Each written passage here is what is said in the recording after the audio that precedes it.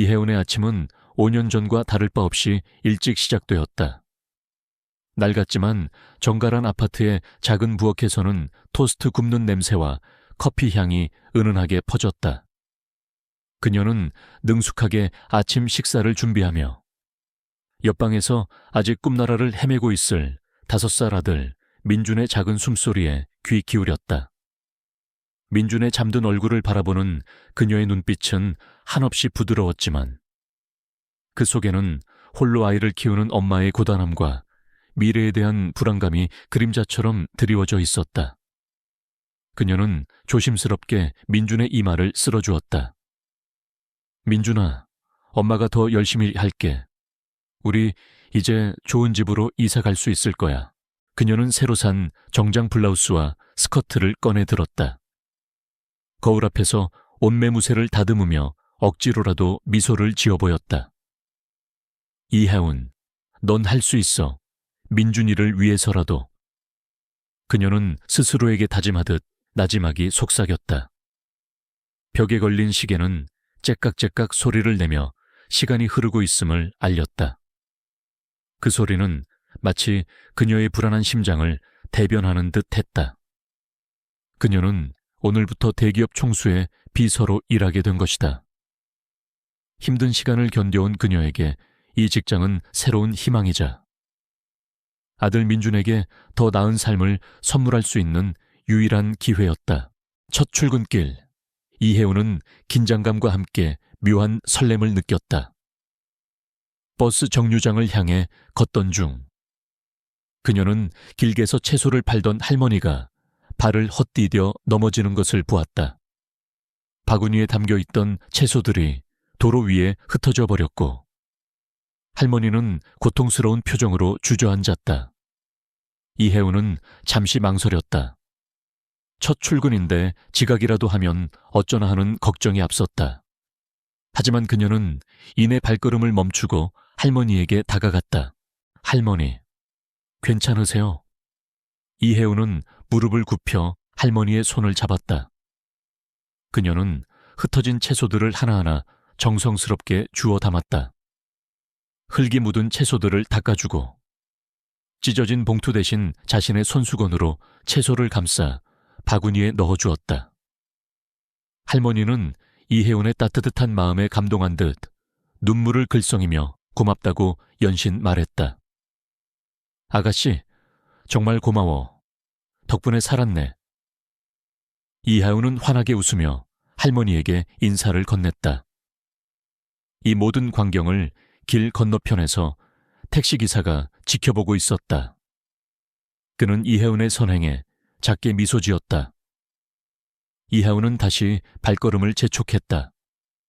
비록 몇 분 늦었지만 그녀의 마음은 오히려 더 가볍고 뿌듯했다. 이혜운의 목에는 반으로 갈라진 초승달 모양의 낡은 목걸이가 걸려 있었다. 그것은 5년 전 민준의 아빠였던 강준서가 그녀에게 주었던 목걸이였다. 그는 이 목걸이의 나머지 반쪽을 가지고 있었다. 그가 사라진 후에도 이혜운은 단 한 번도 이 목걸이를 벗은 적이 없었다.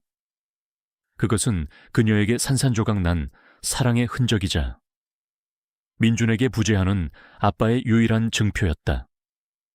그녀는 가끔 목걸이를 만지작거리며 강준서가 왜 자신과 민준을 버렸는지, 그에게 무슨 일이 있었는지 궁금해하곤 했다. 그녀는 이 목걸이가 언젠가 자신을 숨겨진 진실로 이끌어줄 것이라는 막연한 예감을 가지고 있었다. 그녀의 새로운 시작 뒤에는 아직 드러나지 않은 과거의 상처가 다시 터질지도 모르는 운명적인 재회가 기다리고 있었다. 이혜운은 그 사실을 알지 못한 채 희망과 불안이 뒤섞인 발걸음으로 대기업 빌딩을 향해 나아갔다. 회사에 첫 발을 내디딘 이혜운은 긴장감과 설렘을 애써 감추며 안내 데스크로 향했다. 그녀는 안내 직원의 안내에 따라 총수의 집무실로 향하는 엘리베이터에 몸을 실었다. 심장이 두근거렸다. 이제 시작이야. 민준이를 위한 새 삶이. 엘리베이터 문이 열리고 그녀는 안내 직원의 손짓에 따라 조심스럽게 총수의 집무실 문을 열었다. 그리고 그 순간 이혜운의 세상은 산산조각이 났다. 집무실 책상 뒤에 앉아있는 남자는 그녀가 지난 5년간 하루도 잊은 적 없는 민준의 아빠, 강준서였다. 그의 이름은 강서그룹의 총수 강준서. 그의 얼굴은 5년 전보다 더욱 성숙해지고 날카로워졌지만 그녀의 기억 속 그 남자와 완벽하게 일치했다. 이혜운의 눈앞이 아득해졌다. 심장이 쿵 내려앉는 듯한 충격과 함께 억눌러왔던 과거의 고통과 배신감이 거대한 파도처럼 밀려왔다. 이하은 씨, 맞습니까? 오늘부터 제 비서로 일하게 될. 강준서의 목소리는 여전히 낮고 부드러웠지만 이혜운에게는 마치 천둥 소리처럼 들렸다. 그는 이혜운을 알아보지 못하는 듯했다. 5년 전 풋풋했던 대학생 이혜운은 이제 아들을 키우는 강인한 워킹맘이 되어 있었다. 짧아진 머리, 단정한 정장 차림, 그리고 고통으로 단련된 그녀의 눈빛은 강준서의 기억 속 그녀와는 많이 달랐을 것이다. 그는 그저 그녀를 새로운 비서로 대할 뿐이었다. 이혜운은 이 비극적인 재회를 믿을 수 없었다. 당장이라도 이 지옥 같은 공간을 뛰쳐나가고 싶었다. 어떻게 이런 일이? 왜 하필 당신이야? 그녀의 마음속에서는 강렬한 분노와 함께 설명할 수 없는 배신감이 치밀어 올랐다. 하지만 동시에 그녀는 이 상황이 단순한 우연이 아님을 직감했다. 이것은 어쩌면 강준서가 왜 사라졌는지, 그리고 민준에게 아빠의 존재를 알릴 수 있는 유일한 기회가 될지도 모른다는 생각에 사로잡혔다. 그녀는 복수와 아들을 지키는 것 사이에서 처절하게 갈등했다. 그녀의 현실은 더 이상 도망칠 곳이 없다는 것을 냉정하게 일깨워 주었다. 이하은에게는 이 비서지기 아들 민준을 제대로 키울 수 있는 마지막 희망이었다. 그녀는 수없이 많은 면접에서 고배를 마셨고 겨우 얻어낸 이 자리마저 포기한다면 민준과의 삶은 다시 벼랑 끝으로 내몰릴 터였다. 그녀는 강준서와 마주 앉아 일을 해야 한다는 잔인한 현실을 받아들일 수밖에 없었다. 네, 총수님, 이혜운입니다. 오늘부터 비서 업무를 시작하겠습니다. 이하은은 떨리는 목소리를 애써 감추며 대답했다. 그녀의 눈빛은 흔들렸지만 그녀는 강준서의 눈을 똑바로 바라보았다. 그 순간 그녀의 평온했던 일상은 완전히 부서졌다. 그녀는 이제 강준서가 있는 이 회사에서 위험한 줄타기를 시작해야만 했다. 과거의 그림자가 그녀의 새로운 삶을 집어삼키려 하고 있었다. 그녀에게는 피할 수 없는 싸움이 시작된 것이다. 이혜운은 마음속에 격렬한 파도를 애써 억누른 채 총수비서로서의 첫 업무를 시작했다. 그녀는 강준서가 자신을 알아보지 못한다는 사실에 안도하면서도 동시에 그가 자신을 완전히 잊었다는 사실에 쓰라린 고통을 느꼈다. 그래, 잘된 일이야. 그래야 복수를 계획할 수 있지.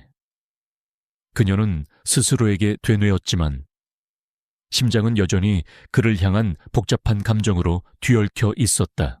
강준서의 비서실은 숨 막힐 듯한 긴장감으로 가득했다. 총수의 비서로서 이혜운은 모든 업무를 완벽하게 처리해야 했다. 그녀는 강준서의 스케줄 관리부터 회의 자료 준비, 대내외 연락까지 모든 것을 빈틈없이 수행했다. 그녀는 민준이를 키우며 쌓아온 강인함과 독립적인 정신으로 업무에 임했고 뛰어난 업무 처리 능력과 침착함으로 곧 주위의 인정을 받기 시작했다. 그녀는 강준서의 모든 행동과 지시를 세심하게 관찰하며 그가 5년 전 자신을 버리고 사라진 이유를 찾으려 애썼다. 그의 표정, 말투, 사소한 습관 하나까지도 놓치지 않았다. 강준서는 이하은의 뛰어난 능력에 점차 주목하기 시작했다. 그녀는 단순한 비서가 아니었다. 복잡한 보고서를 빠르게 이해하고 회의에서 예상치 못한 질문에 기지를 발휘하여 답변하며 심지어 강준서가 미처 생각지 못한 아이디어를 제시하기도 했다. 그는 이혜운의 날카로운 통찰력과 효율적인 업무 방식에 놀라움을 금치 못했다. 동시에 그녀의 익숙한 듯 낯선 분위기에서 묘한 기시감을 느꼈다. 어느 날 중요한 사업 파트너와의 화상회의가 진행되고 있었다. 강준서는 프레젠테이션 중 복잡한 수치 데이터를 설명하는데 어려움을 겪고 있었다. 그의 얼굴에 미세한 초조함이 스쳐 지나갔다. 그때 이혜운은 자신도 모르게 자리에서 일어섰다. 비서의 역할이 아니었지만 그녀의 직업의식과 과거의 지식이 그녀를 움직였다. 총수님, 제가 잠시 보충 설명을 드려도 되겠습니까? 이혜운의 목소리는 차분했지만 단호했다. 강준서는 놀랐지만 고개를 끄덕였다.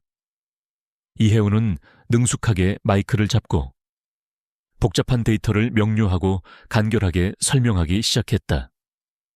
그녀는 예상 투자 수익률과 시장 위험 요소들을 정확하게 분석하며 강준서의 아이디어를 더욱 설득력 있게 발전시켰다.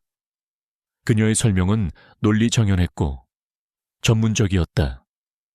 회의에 참석한 모든 관계자들은 그녀의 발표 능력에 감탄했다. 이혜운은 설명 도중 무의식적으로 자신의 목에 걸린 초승달 모양의 낡은 은 목걸이를 만지작거렸다. 목걸이의 절반이 그녀의 블라우스 밖으로 살짝 드러났다. 강준서의 시선이 그 목걸이에 닿는 순간 그의 눈빛은 번개라도 맞은 듯 크게 흔들렸다. 그의 머릿속에 5년 전의 흐릿한 기억이 섬광처럼 스쳐 지나갔다. 저 목걸이, 설마 그의 얼굴에는 당혹감과 함께 알 수 없는 복잡한 감정이 스쳐 지나갔다. 이 광경을 회의실 안에서 비서실장 김미영이 지켜보고 있었다.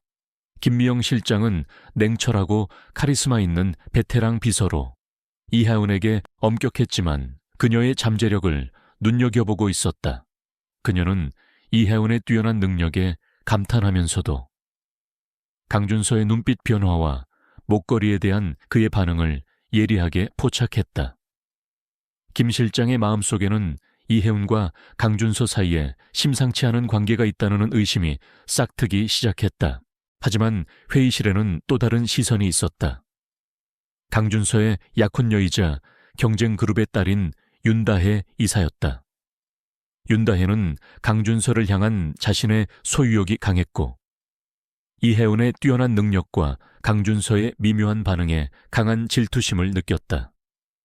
그녀는 이혜운을 자신의 자리를 위협하는 존재로 여겼고 그녀의 목걸이에 대한 강준서의 반응을 놓치지 않았다.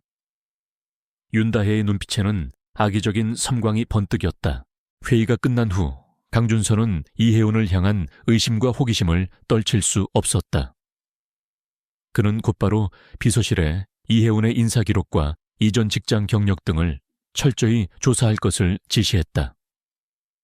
그의 마음속에서는 이혜운이 누구인지 그리고 그 목걸이가 무엇을 의미하는지에 대한 강렬한 의문이 피어났다.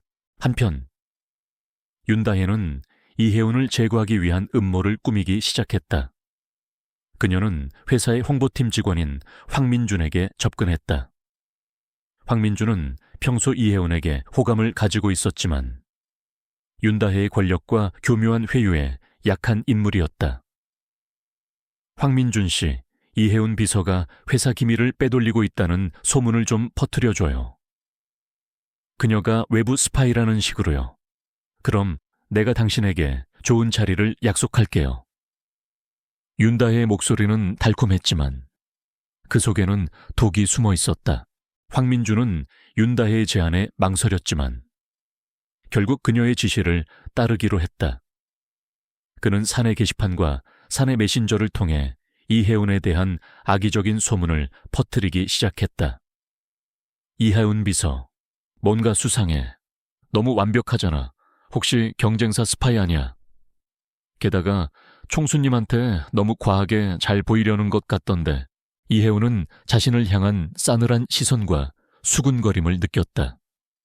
그녀는 윤다혜의 존재를 알고 있었지만 그녀의 음모가 이토록 빠르게 시작될 줄은 예상하지 못했다. 그녀는 이제 강준서와의 과거를 숨긴 채 윤다혜의 견제와 사내의 차가운 시선 속에서 이중적인 삶을 살아야 하는 상황에 직면했다. 그녀의 복수 계획은 이제 더욱 복잡하고 위험한 미로 속으로 빠져들게 된 것이다. 윤다혜의 계략은 교묘하고 치밀했다. 그녀는 이혜운을 회사에서 완전히 제거하기 위해 가장 중요한 프로젝트 문서를 의도적으로 변조했다. 이혜운이 총수에게 보고해야 할 최종 계약서에 미세한 수치 오류를 삽입하여 마치 이혜운이 실무에서 치명적인 실수를 저지른 것처럼 꾸민 것이다. 이 오류는 회사에 막대한 재정적 손실을 입힐 수 있었고 진행 중이던 핵심 사업 계약을 무산시킬 위기에 처하게 만들었다. 모든 증거는 이혜운을 향하고 있었다. 이하은 씨, 이게 대체 어떻게 된 겁니까? 이 계약서 수치가 왜 이렇게 달라진 거죠? 이로 인해 우리 회사는 엄청난 손실을 입을 뻔했습니다. 강준서의 목소리에는 분노와 함께 깊은 실망감이 묻어 있었다. 그는 이혜운의 능력을 신뢰했지만 눈앞의 명백한 증거 앞에서는 흔들릴 수밖에 없었다. 그의 눈빛은 차갑게 가라앉았다. 강준서는 이혜운을 해고할 수밖에 없는 상황에 직면했다. 이혜운은 충격에 휩싸였다. 그녀는 자신이 모든 것을 꼼꼼하게 확인했음을 확신했지만 조작된 문서는 너무나도 완벽했다. 그녀는 윤다희의 비열함에 치를 떨었다. 자신이 민준이를 위해 어렵게 얻은 이 직장이 이제 단 한순간의 음모로 송두리째 무너질 위기에 처한 것이다. 회사라는 공간은 그녀에게 삶의 터전이자 미래를 위한 희망이었다. 하지만 지금 이 순간 그곳은 그녀의 명예와 생계를 짓밟는 잔인한 전쟁터가 되어 있었다. 선배님, 제가 도와드릴게요. 이건 분명 윤다혜 이사의 지시예요. 미나 간호장교가 이혜운을 돕기 위해 나서려 했지만 이미 사내에 퍼진 소문과 윤다희의 위세에 눌려 아무도 선뜻 나서지 못했다. 그녀는 멀리서 이혜운을 애타게 바라볼 뿐이었다. 김미영 실장 또한 이혜운을 믿었지만 명백한 증거와 총수의 불호령 앞에서 섣불리 움직일 수 없었다. 그녀는 그저 답답하게 상황을 지켜볼 수밖에 없었다. 이혜운은 다시 한번 고독한 싸움에 직면했다. 그녀는 자신을 향한 강준서의 차가운 시선과 동료들의 의심 속에서 모든 것을 홀로 감당해야 했다. 그녀의 개인적인 삶 또한 위기에 처했다. 집에서 민준이가 갑자기 열이 나기 시작했다. 아이는 밤새도록 보채며 엄마를 찾았다. 이하운은 민준이의 아픈 모습을 보며 마음이 찢어지는 듯했다. 당장이라도 회사 일을 다졌고 아이에게 달려가고 싶었지만 그녀는 그러할 수 없었다.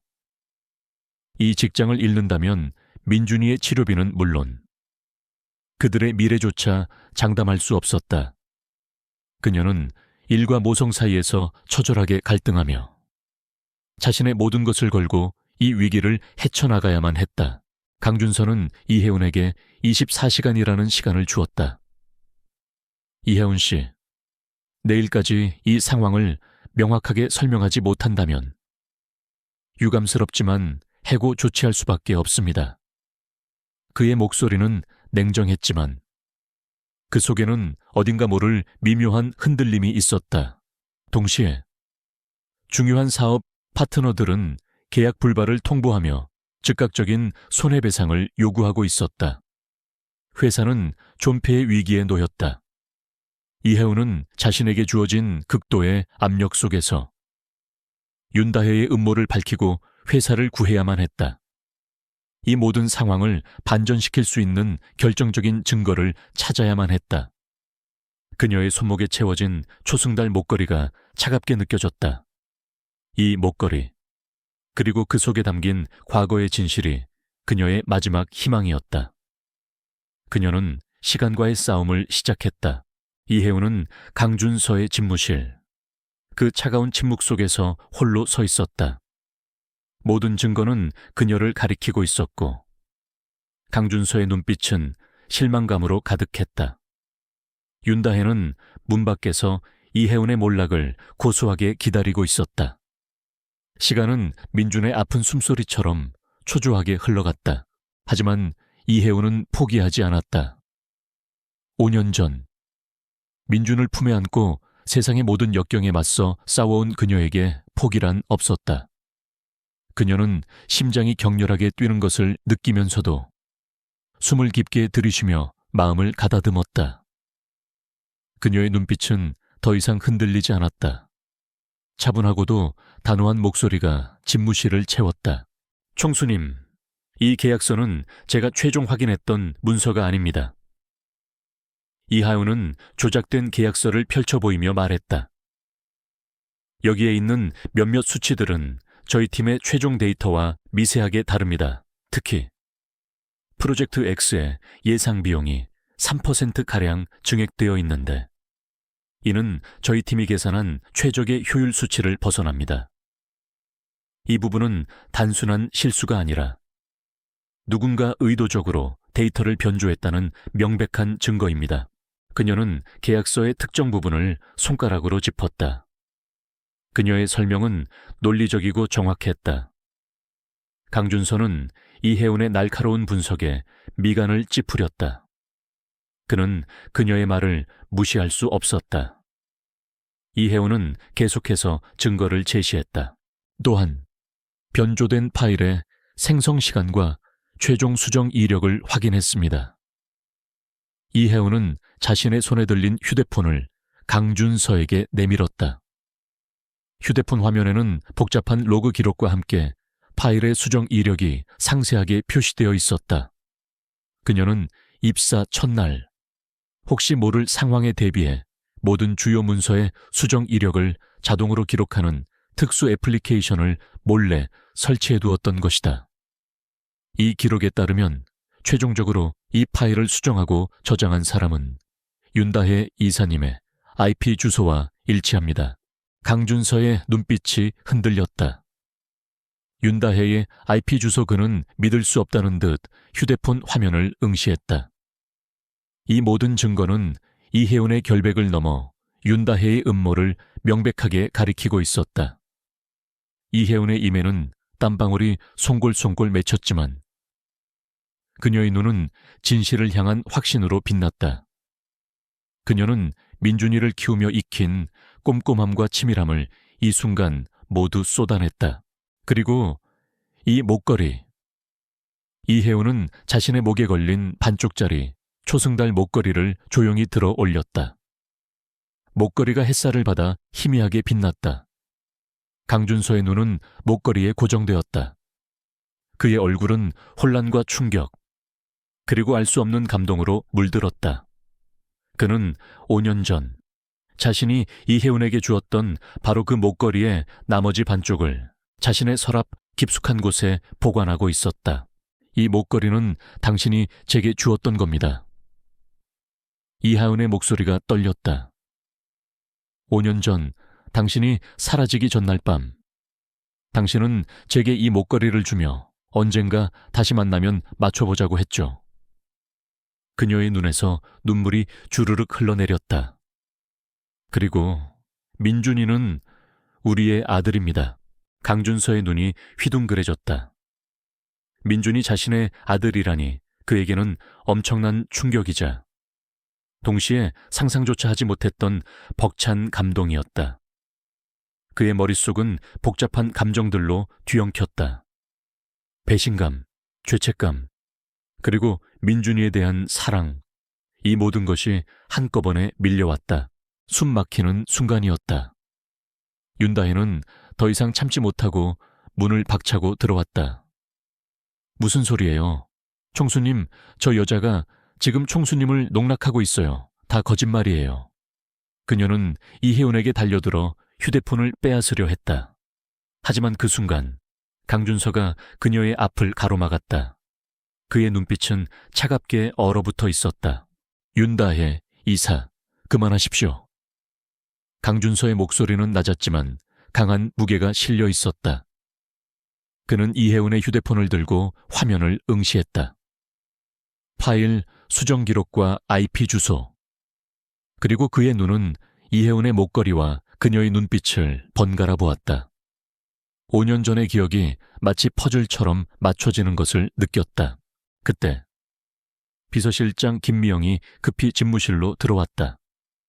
그녀는 윤다혜의 수상한 행동을 계속 주시하고 있었고, 윤다혜가 회사에서 허가받지 않은 개인 컴퓨터를 통해 중요 문서에 접근하는 것을 목격한 증거를 확보해 왔던 것이다. 김미영 실장은 그 증거를 강준서에게 건넸다. 이혜운의 휴대폰 기록과 김미영 실장의 증거는 완벽하게 일치했다. 윤다혜는 더 이상 변명할 여지조차 없었다. 그녀의 얼굴은 창백하게 질렸고 몸은 경련하듯 떨렸다. 강준서는 분노의 찬 목소리로 경찰을 불렀다. 윤다혜는 그 자리에서 체포되었다. 황민주는 모든 것을 지켜보며 자신이 얼마나 어리석었는지 깨달았다. 그는 이혜운에게 고개 숙여 사과했다. 강준서는 이혜운을 바라보았다. 그의 눈에는 미안함과 후회, 그리고 사랑과 경외심이 뒤섞여 있었다. 그는 이혜운과 민준에게 자신이 얼마나 큰 잘못을 저질렀는지 깨달았다. 이혜운은 더 이상 누명을 쓴 비서가 아니었다. 그녀는 진실을 밝혀낸 영웅이자 민준의 엄마이자 그리고 강준서의 오랜 연인이었다. 이 극적인 순간, 그녀의 명예는 완벽하게 회복되었고 잃어버렸던 사랑과 가족이 기적처럼 다시 그녀에게 돌아왔다. 윤다혜의 추악한 음모가 만천에 드러난 집무실은 순식간에 혼란의 정점에서 진실의 공간으로 변모했다. 윤다혜는 그 자리에서 체포되었고 회사 자산 손고에 무고, 업무 방해 등 여러 중대한 혐의로 기소되었다. 그녀는 모든 직위와 명예를 박탈당했으며 강서그룹과의 정략 결혼 또한 파기되었다. 그녀는 탐욕과 질투로 인해 모든 것을 잃고 차가운 감옥에서 자신의 죄를 뉘우치게 될 운명에 처했다. 윤다혜의 몰락은 악행에 대한 정당한 대가였다. 황민주는 윤다혜의 체포를 눈앞에서 목격하고 자신이 얼마나 어리석었는지 비로소 깨달았다. 그는 자신의 비열한 행위에 깊이 후회하며 이혜운을 찾아가 진심으로 용서를 빌었다. 그의 얼굴에는 죄책감과 함께 참회의 눈물이 가득했다. 이혜운 씨, 제가 정말 죄송합니다. 윤다혜 이사의 말에 속아 넘어가 당신에게 씻을 수 없는 상처를 주었습니다. 이혜운은 황민준의 진심 어린 사과를 받아들였다. 괜찮아요.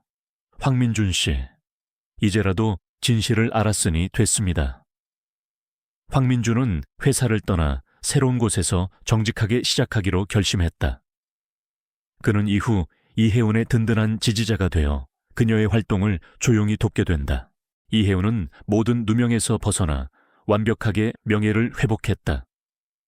그녀의 탁월한 위기대처 능력과 강직함은 회사 내에서 큰 존경을 받게 되었다. 강준서는 곧바로 이사회를 소집하여 이혜운을 부사장으로 승진시켰다. 그녀는 이제 단순한 비서가 아니었다. 그녀는 강준서의 가장 든든한 조력자이자 회사의 핵심적인 경영인이 되었다. 그녀의 통찰력과 리더십은 강서그룹이 새로운 도약을 하는데 결정적인 역할을 했다. 그리고 무엇보다 중요한 것은 강준서와 이혜운, 그리고 아들 민준이 진정한 가족으로 다시 만났다는 사실이었다. 강준서는 5년 전 가족의 위협으로부터 이혜운과 민준을 보호하기 위해 어쩔 수 없이 떠날 수밖에 없었다고 고백했다. 그는 그동안 그림자처럼 이혜운과 민준을 지켜보고 있었으며 오늘날 이 모든 것이 드러나게 된 것에 대해 진심으로 사죄했다. 어느 저녁 이하은과 강준서는 오랜만에 단둘이 앉아 민준이 잠든 모습을 바라보았다.